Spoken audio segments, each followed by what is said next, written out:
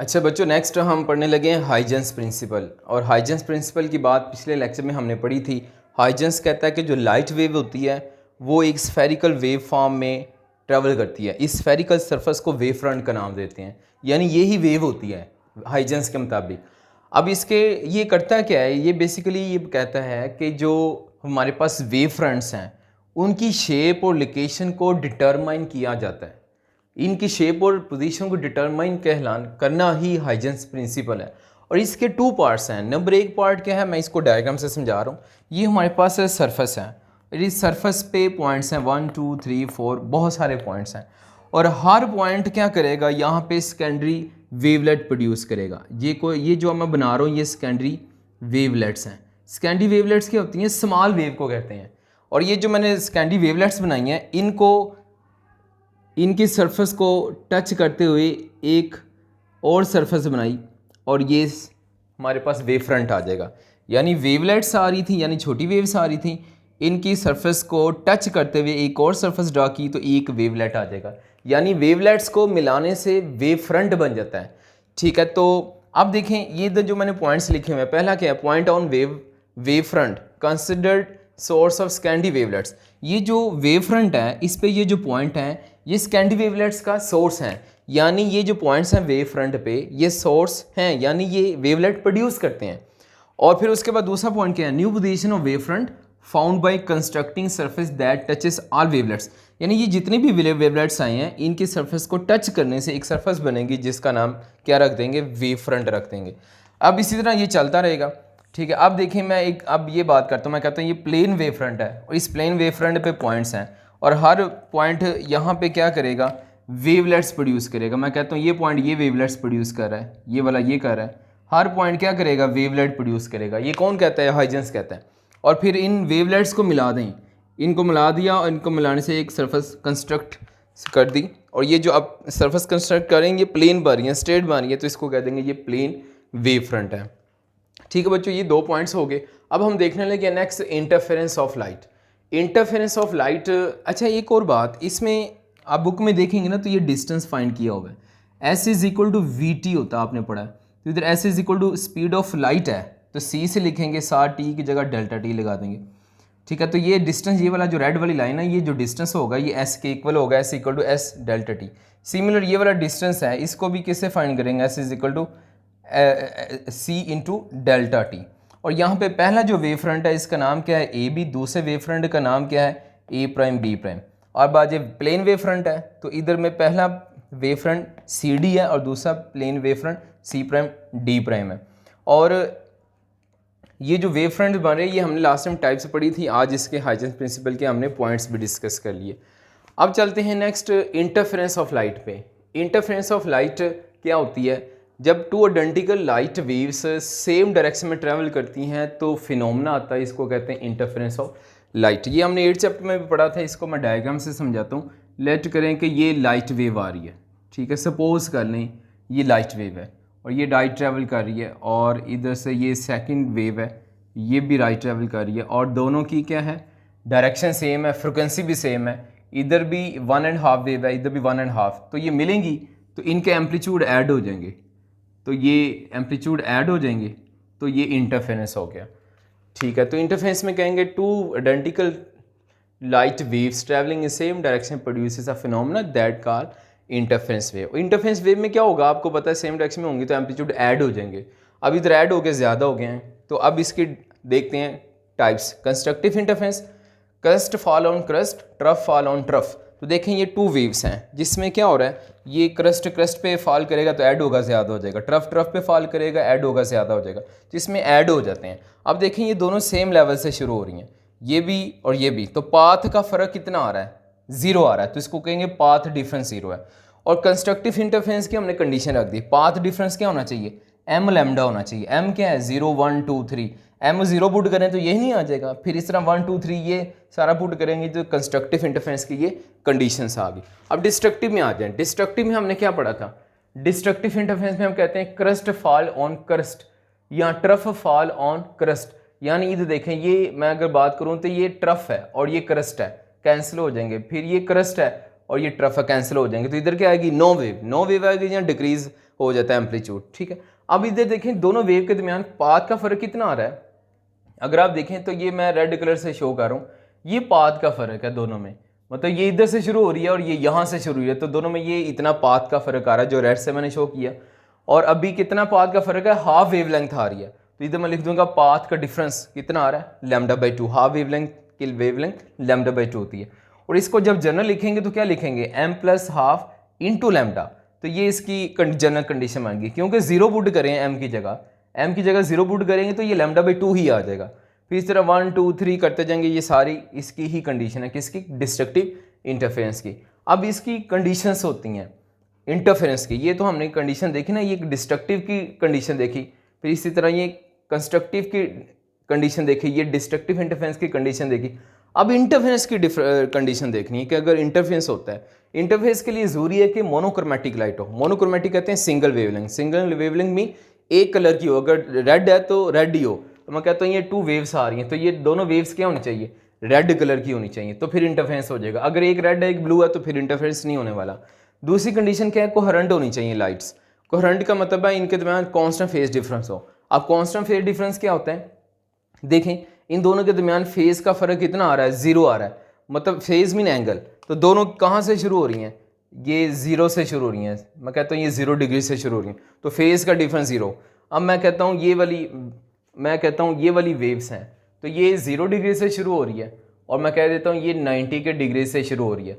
अब इन दोनों को माइनस करें तो 90 माइनस 0 डिग्री, तो क्या आ जाएगा, ये 90 डिग्री आ जाएगा। तो इधर फेज़ का डिफरेंस कितना है, 90 है, और ये ट्रैवल करती जाएंगी आगे, और इनके दरमियान फेज़ का डिफरेंस 90 ही रहेगा, जिसको कहेंगे कांस्टेंट फेज डिफरेंस। तो ये 2 कंडीशन होगी, कांस्टेंट फेज डिफरेंस हो यानी कोहेरेंट हो, ठीक है, कोहेरेंट का मतलब कांस्टेंट फेज डिफरेंस, और मोनोक्रोमेटिक हो। अगर ये 2 कंडीशन हो जाए तो इंटरफेरेंस हो जाता है। अब उसके बाद आ जाए कोहेरेंट सोर्स। कोहेरेंट सोर्स क्या होते हैं, ऐसे सोर्स जो मोनोक्रोमेटिक लाइट इमिट करते हैं, और जो लाइट इमिट होती हैं उनके दरमियान कांस्टेंट फेज डिफरेंस हो। कांस्टेंट फेज डिफरेंस का मैंने अभी बता दिया, क्रोमेटिक का भी बता दिया। Monochromatic, mono mean 1, chromatic mean colour, एक कलर की है।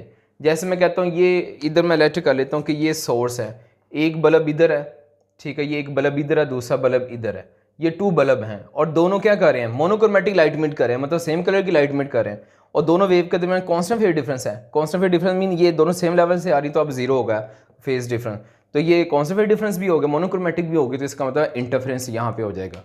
यू लेट कर लें कि हमारे पास सोर्स है, ये सोर्स कैंडल है, और इधर से लाइट आ रही है, कौन सी, रेड कलर की। ये रेड कलर की लाइट इधर पड़ेगी, और आगे इधर फर्दर 2 स्लिट्स हैं यानी होल हैं, एक लाइट इधर को आ जाएगी और इधर भी रेड लाइट आ जाएगी। अब ये इधर से फर्दर क्या हो जाएंगी, 2 रेड लाइट हो जाएंगी, इधर से भी रेड आ रही है, इधर से भी रेड लाइट आ रही है, तो ये दोनों क्या होंगी, सेम कलर की हैं, तो दोनों का नाम क्या हो जाएगा, मोनोक्रोमेटिक लाइट। ये वही बात जो अभी मैंने आपको डायग्राम से बनाया, जो बुक में डायग्राम बनी हुई है। अच्छा बच्चों, नेक्स्ट हम पढ़ने लगे हैं Young's double slit experiment. Very important long question, 4 star लगा लें इस पर। यंग साइंटिस्ट का नाम है, इसने 1801 में इंटरफेरेंस ऑफ लाइट को स्टडी किया, यानी लाइट की वेव्स के दरमियान इंटरफेरेंस करवाया, और इंटरफेरेंस वेव की प्रॉपर्टी है, यानी जहाँ पे इंटरफेरेंस हो रहा है इट मीन्स वहाँ पे वेव्स होंगी। अब इसमें देखें आप, फर्स्ट ऑफ ऑल इसकी कंस्ट्रक्शन देख बच्चों, इसकी डायग्राम देखते हैं, तो डायग्राम में देखें प्लेन वेव फ्रंट आ रहा है, और ये जो प्लेन वेव फ्रंट है ये आगे स्लिट एस पे फॉल करेगा। अब स्लिट एस पे पड़ेगा तो आगे स्फेरिकल वेव फ्रंट आ जाएगा। अब यही स्फेरिकल वेव फ्रंट आगे फर्दर 2 स्लिट्स S1 S2 पे फॉल करेगा, और ये जो S1 S2 स्लिट्स हैं यहाँ से फिर 2 वेव्स आएंगी जिसको स्कैंडी वेवलेट्स कह देंगे। ये स्कैंडी वेवलेट्स आगे चल के मिल जाएंगी, कहाँ पे, स्क्रीन पे फॉल करेंगी, कहीं पे क्रस्ट पे आ जाएगा, ट्रफ पे आ जाएगा, जिसको कहेंगे कंस्ट्रक्टिव इंटरफेरेंस हो रहा है। इसका नाम रख देंगे मैक्सिमा या ब्राइट फ्रिंज। फिर कहीं पे क्या होगा, क्रस्ट ट्रफ पे फॉल कर रहा होगा, कैंसिल करेंगे, डिस्ट्रक्टिव इंटरफेरेंस हो जाएगा, इसका नाम रख देंगे डार्क फ्रिंज। और ये डार्क फ्रिंज आपकी स्क्रीन पे अगर आप देखें तो वो ब्लू कलर में शो किया हुआ है, और जो मैक्सिमा है उसको येलो कलर में शो किया हुआ है, और डार्क फ्रिंज को मिनिमा भी कहते हैं। अच्छा बच्चों, नेक्स्ट हम मैथमेटिकल फॉर्म करने लगे हैं, और इसमें हम जो अब डायग्राम बनाएंगे ये दूसरी डायग्राम है, और इस डायग्राम में ये स्लिट 1 है जिस पे नाम ए रखा हुआ है, स्लिट B, ठीक है, और ये स्क्रीन है, स्क्रीन का सेंटर O है, और इधर स्लिट का सेंटर को हमने C कह दिया। अब यहाँ पे लेट करते हैं कि मोनोक्रोमेटिक लाइट आ रही है, 2 बीम्स हैं।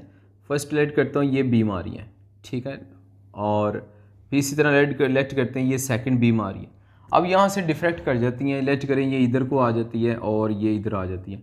अब मैंने इधर जो लाइट बीम कंसिडर की ना वो स्ट्रेट लाइट की फॉर्म में है, पहले हम वो स्फेरिकल वेव फ्रंट या वेवलेट की फॉर्म में लेते थे, अब इसको लाइट को रे की फॉर्म में शो कर रहे हैं। ठीक है, ये दोनों लाइट रे अब मैं कहता हूँ यहाँ पे आके मिलती हैं तो ये इंटरफेरेंस हो जाएगा। इस पॉइंट पे हम कह लेते हैं पॉइंट P है जहाँ पे इंटरफेरेंस होगा। इंटरफेरेंस कंस्ट्रक्टिव भी हो सकता है, डिस्ट्रक्टिव भी हो सकता है, अभी हमें नहीं पता। कंडीशन बताएगी जो आपको बताया था, m लैम्डा कंडीशन होती है कंस्ट्रक्टिव इंटरफेरेंस की, m+½ टाइम्स लैम्डा डिस्ट्रक्टिव की कंडीशन होती है जो आपको मैंने पहले अभी बताया। अब ये देखिए इनके ये जो इंटरफेरेंस होता है इसके और सेंटर जो बन रहा है इसके दरमियान ये जो डिस्टेंस है इसको y से लिखेंगे, और ये जो स्क्रीन के दरमियान डिस्टेंस आ रहा है इसको सिंबॉलिकली कैपिटल L से लिखते हैं। ठीक है, अब देखें दो वेव के दरमियान पाथ डिफरेंस कितना है, पाथ डिफरेंस ही हमें पता चलना है ये कंस्ट्रक्टिव या डिस्ट्रक्टिव इंटरफेरेंस है। अब मैं इधर से ना लाइन ड्रा करता हूँ, ये मैंने लाइन ड्रा कर दी। ठीक है, ये लाइन ड्रा कर दी और ये परपेंडिकुलर लाइन ड्रा की, क्योंकि ये इधर एंगल कितना बनाएगी 90 डिग्री बनाएगी, तो परपेंडिकुलर लाइन है, इसका नाम रख देते हैं D। और इधर इस पॉइंट का नाम क्या है, ये B है, जो इधर था मैंने इधर लिख दिया। अब ये मैं अगर ये जो परपेंडिकुलर लाइन ड्रा किया इधर पे मैं हैंड रख दूं तो अब ऐसा लग रहा है ये दोनों वेव्स सेम लेवल से शुरू हो रही हैं। ठीक है, और अगर मैं हैंड हटा दूं तो अब लग रहा है ये नीचे वाली जो वेव है ये कितना ज़्यादा डिस्टेंस कवर कर रही है, BD डिस्टेंस ज़्यादा कवर कर रही है, तो इस BD का नाम रख देंगे पाथ डिफरेंस। मैं इधर लिख देता हूँ, ये BD क्या है, BD is the path difference. Path difference का मतलब क्या है कि टू वेव्स के दरमियान कितना पाथ का फ़र्क आ रहा है, डिफरेंस आ रहा है। अच्छा बच्चों, ये जो मैंने डायग्राम ड्रा किया है इसमें ये फर्स्ट वेव और ये सेकंड वेव, इनका पाथ का फ़र्क डिफरेंस कितना आ रहा है, BD यानी इतना आ रहा है। और इसमें देखें एक ट्राइंगल बन रही है, ये A, इसको यूँ कर लेते हैं ABD, ये ट्राइंगल बन रही है। इस ट्राइंगल में एक एंगल भी बन रहा है, ये एंगल थीटा बन रहा है। अब चूंकि ये ट्राइंगल छोटी सी है इसको बड़ा करके मैंने इधर ड्रा कर लेता हूँ ताकि आप इजीली इसको समझ सकें। ठीक है, ये साइड AB कह लेते हैं और यहाँ पे परपेंडिकुलर ड्रा किया जिसका नाम D रखा हमने, और ये इस तरह से आ रहा है, ये पाथ डिफरेंस आ रहा है BD। अब देखिए इधर एंगल थीटा बन रहा है। अब ये जो साइड है ना ये, इसको कह देंगे डिस्टेंस बिटवीन टू स्लिट्स, और इसको स्मॉल d से लिखेंगे, यानी ये वाला डिस्टेंस इसको इधर अगर लिखूं तो ये d है। इसके टू कंपोनेंट ड्रा करने हैं, आपको पता है टू कंपोनेंट ड्रा कर सकते हैं। थीटा के सामने वाले का नाम हो जाता है साइन, तो इसका लिख देंगे d साइन थीटा। हमें ये वाला चाहिए तो इधर वाला d cos थीटा हो जाएगा और ये थीटा के सामने वाला d साइन थीटा। अब ये देखें BD किसके इक्वल आ गया, ये साइड का नाम BD भी है और इस साइड का नाम क्या हो गया, d साइन थीटा भी हो गया। तो पाथ डिफरेंस इस वक्त किसके इक्वल आ गया, d साइन थीटा। BD और d साइन दोनों सेम है तो इधर मैंने लिख दिया BD is equal to d sine theta. और वैसे अगर कंस्ट्रक्टिव इंटरफेरेंस हो, फॉर एग्जांपल ये टू रेस मिलती हैं, ठीक है, पॉइंट P पे मिलती हैं, तो सपोज कंस्ट्रक्टिव इंटरफेरेंस होता है, तो कंस्ट्रक्टिव इंटरफेरेंस होगा तो ये जनरल मैंने आपको इक्वेशन बताई थी पहले कि पाथ डिफरेंस कितना होना चाहिए, m लैम्डा होना चाहिए, और यहाँ से पाथ डिफरेंस एक और ट्राइंगल से देखा तो path difference d sine theta के इक्वल आ गया। क्वेश्चन 1 2 को कंपेयर करेंगे तो d sine theta is equal to m lambda आ जाएगा। ठीक है, ये तो हो गया कंस्ट्रक्टिव की बातें। अब बात करते हैं डिस्ट्रक्टिव इंटरफेरेंस की। डिस्ट्रक्टिव इंटरफेरेंस में बच्चों पाथ डिफरेंस कितना होता है, ये भी जनरल आपको मैंने बताया था अभी लेक्चर में, पीछे क्या बताया था, BD path difference m+½ times lambda होता है जब डिस्ट्रक्टिव इंटरफेरेंस होता है। इसको इक्वेशन 4 कह दिया। और अब देखें ये जो पाथ डिफरेंस BD आ रहा है ये आपको इधर से पता है कितना आ रहा है, BD is equal d sine theta जो आ रहा है, जो इधर भी हमने लिखा इक्वेशन 1 में। अब इसको दोबारा लिख दिया, अब इसको नाम रख दिया इक्वेशन 4 और इसका इसको दोबारा लिखा तो इसका नाम मैंने इक्वेशन 5 रख दिया। अब इन दोनों को कंपेयर किया, तो ये एक साइड तो सेम है तो दूसरी साइड भी इक्वल हो जाएगी, तो इक्वल रखा तो इक्वेशन 6 आ गई हमारे पास। ये डिस्ट्रक्टिव इंटरफेरेंस के लिए है। अच्छा बच्चों, नेक्स्ट हम डिस्टेंस फाइंड करने लगे हैं ब्राइट फ्रिंज का, यानी ये ब्राइट फ्रिंज है यानी इससे कंस्ट्रक्टिव इंटरफेरेंस हो रहा है, इसको मैक्सिमा भी कहेंगे। इस ब्राइट फ्रिंज का सेंटर तक डिस्टेंस y का है, ये हमने फाइंड करना है। और अगर इसको फाइंड करना है तो यहाँ पे मैं अब ऐसा करता हूँ, इस पॉइंट से लेकर इन टू रेस के दरमियान एक और रे ड्रा की जो कि पॉइंट C पे आके टच कर रही है।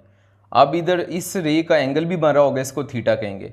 अब देखें CPO, ये ट्राइंगल बन रही है, CPO ट्राइंगल बन रही है, इसको मैंने बाहर ड्रा कर दिया होगा, ये वाली CPO, ये CPO बन रहा है। ठीक है, इजी करने के लिए मैंने बाहर डायग्राम ड्रा कर दी। अब इस थीटा का हम टेन लेंगे, टेन रेशो लेंगे। टेन रेशो का फॉर्मूला होता है परपेंडिकुलर बेस। परपेंडिकुलर क्या होगा, थीटा के सामने वाला परपेंडिकुलर होगा यानी ये y होगा, और बेस ये वाली साइड होगी, और इस साइड का नाम रखा हुआ है distance from slit and screen, ये कैपिटल एल से लिखा हुआ है, ये बेस की जगह एल आ गया। अब इसको कैपिटल एल को इधर मल्टीप्लाई करते हैं तो y equal to L into tan theta आ जाएगा। अब देखें ये जो टेन थीटा ना, टेन थीटा किसके इक्वल होगा, एंगल चूंकि स्मॉल है, यहाँ पे एंगल स्मॉल है, जब एंगल स्मॉल हो तो टेन थीटा साइन थीटा के इक्वल होता है, तो इस वजह से टेन थीटा की जगह पे हमने क्या लिख दिया, साइन थीटा लिख दिया, और इस इक्वेशन का नाम रख दिया इक्वेशन 6। और ये टेबल में आपकी बुक में लिखा होगा, इस टॉपिक में नीचे ना एंड पेज के नीचे लिखा होगा टेबल में, ऐसे स्मॉल एंगल हो तो जो आंसर टेन थीटा होगा वही साइन थीटा का आएगा। अब देखें ये आ गई। अब ये इक्वेशन 1 हमने लिखी थी स्टार्टिंग में कंस्ट्रक्टिव इंटरफेरेंस के लिए, ये इक्वेशन थी d sine theta equal to m lambda. अब देखें यहाँ से d को डिवाइड कर दें तो साइन थीटा का फॉर्मूला आ जाएगा। अब साइन थीटा को हमने इधर पुट करना है इन इक्वेशन 6। आप इस इक्वेशन 6 में पुट करते हैं, इक्वेशन 6 में साइन थीटा आ रहा है तो साइन थीटा की वैल्यू इधर लगाएंगे। मैंने ये दोबारा लिख दिया, ये y की वैल्यू दोबारा लिखी, y is equal to l sine theta, और ये साइन थीटा को दोबारा लिख दिया, और साइन थीटा की वैल्यू यहाँ पे पुट कर रहे हैं। साइन थीटा की जगह पे क्या आ जाएगा, एम लेमडा ओवर डी आ जाएगा, और इसको m को पहले लिख दिया, रीअरेंज कर दिया तो y की वैल्यू आ गई M L lambda over D आ गया। और यहाँ पे ये जो y है ना, ये ब्राइट फ्रिंज का सेंटर तक का डिस्टेंस है, ब्राइट फ्रिंज में मैक्सिमा मीन ये कंस्ट्रक्टिव इंटरफेरेंस हो रहा है। अब बच्चों हम फाइंड करने लगे हैं distance of dark fringe. Dark fringe को मिनिमा भी कहते हैं, यानी सपोज कर लें कि अगर ये डार्क फ्रिंज बन रही है, मतलब डिस्ट्रक्टिव इंटरफेरेंस हो रहा है, तो ये डार्क फ्रिंज बनेगी। अब डार्क फ्रिंज का सेंटर तक डिस्टेंस कितना होगा, इसको बी वाई से लिखेंगे। अब ये वाई फाइंड करने लगे हैं, तो इसके लिए अभी मैंने पहले इक्वेशन लिखी थी, ये as it is direct equation लिख दी। इसमें जो साइन थीटा ये हमने निकालना है, कहाँ से निकालेंगे, डिस्ट्रक्टिव के लिए चूंकि कर रहे हैं, डार्क फ्रिंज डिस्ट्रक्टिव के आती है, उधर डिस्ट्रक्टिव में ये इक्वेशन हमने बनाई थी, इस इक्वेशन को लिखा और इधर डी को डिवाइड कर दिया, इधर लैम्डा ओवर डी हो जाएगा, और ये साइन थीटा की वैल्यू आ गई। इस साइन थीटा की वैल्यू इसमें पुट करते हैं, साइन थीटा की जगह ये सारी वैल्यू आ जाएगी, ठीक है, ये एल वैसे आ गया, एल को इधर साथ मल्टीप्लाई करके लिख दिया, तो ये हमारे पास वाई आ गया। ये क्या है, distance of dark fringe from centre. बच्चों अब हम फाइंड करने लगे हैं distance between bright fringes. Bright fringes mean maxima, maxima mean constructive interference हो रहा है। तो लेट करें एक ये ब्राइट फ्रिंज है, दूसरी ये ब्राइट फ्रिंज है, तो ये फर्स्ट इधर पहले जो आ रही है ब्राइट फ्रिंज, इसको मैं वाई एम का नाम दे देता हूँ। इससे बिल्कुल कंसेक्टिव जो अगली आ रही है इसका नाम रख देंगे वाई एम प्लस 1। अब ये फाइनल हो गई है इनिशियल, तो फाइनल में इनिशियल करेंगे तो ये डेल्टा वाई आ जाएगा, यानी डेल्टा वाई क्या होगा, डिस्टेंस बिटवीन ब्राइट फ्रिंज, और इसी को ही हम फ्रिंज स्पेसिंग भी कहते हैं, डेल्टा वाई का नाम फ्रिंज स्पेसिंग भी होता है। अब ये फाइंड करें, अब वाई का हमने ये फॉर्मूला भी पढ़ा, ठीक है, ब्राइट फ्रिंज के लिए y is equal to m L lambda over d, तो इधर मैं इधर लगा लेता हूँ वाई एम, तो ये ऐसे ही आ जाएगा। अगर मैं लिख दूँ वाई एम प्लस 1 तो इधर एम में प्लस 1 हो जाएगा, ठीक है, तो चलिए मैं लिखता हूँ इधर, अगर इसके लिए क्या आना है, इधर लिखूँगा एम प्लस 1, ठीक है, एम में एक ऐड हो जाएगा, ठीक है, इधर प्लस 1 है तो इधर भी एम में ऐड हो जाएगा, साथ ये आ जाएगा एल लैम्डा ओवर डी, और वाई माइनस वाई एम का ये वाई एम का ऐसे लिख देंगे M L lambda over D आ जाएगा। अब इसमें देखें कुछ कॉमन आ रहा है, तो एल लैम्डा ओवर डी तो सेम है सब में, तो ब्रैकेट में आ जाएगा एम प्लस 1 और इधर आ जाएगा एम आ जाएगा, ठीक है, ये कॉमन ले लिया, तो इधर पॉजिटिव नेगेटिव एम कैंसिल हो जाएगा, तो बाकी क्या रह जाएगा L lambda over D into 1 आ जाएगा, 1 से मल्टीप्लाई करेंगे तो यही आ जाएगा एल लैम्डा ओवर डी।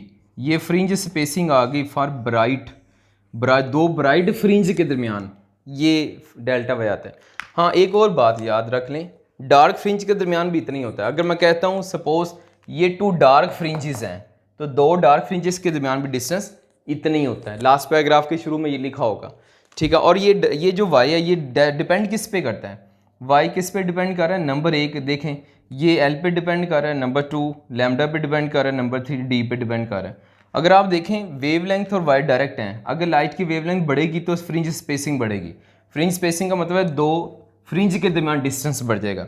अब मैं कहता हूँ मैं 2 वेव्स यूज़ करता हूँ, एक रेड लाइट है और दूसरी ब्लू लाइट है, और आपको पता है कि रेड लाइट की वेवलेंथ ब्लू लाइट से ज़्यादा होती है, और जिसकी वेवलेंथ ज़्यादा होगी उसके लिए फ्रिंज स्पेसिंग भी ज़्यादा आएगी। तो बच्चों ये हमने कर लिया, वेरी इंपॉर्टेंट लॉन्ग क्वेश्चन, इसको आपने अच्छे से तैयार करना है लॉन्ग क्वेश्चन के पॉइंट ऑफ व्यू से।